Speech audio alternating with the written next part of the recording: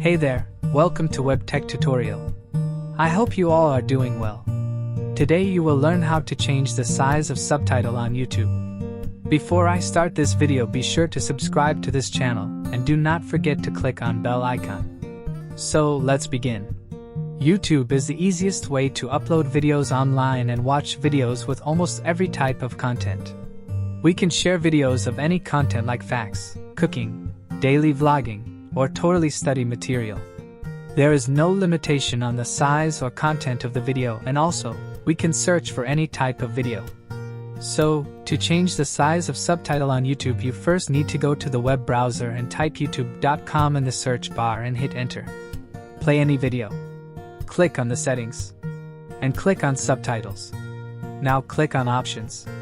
Click on font size. Now you can change the size of the subtitle as you like. I hope you guys like this video. I will see you in the next one. Thank you guys for watching this video, and make sure to subscribe this channel and don't forget to hit the bell icon.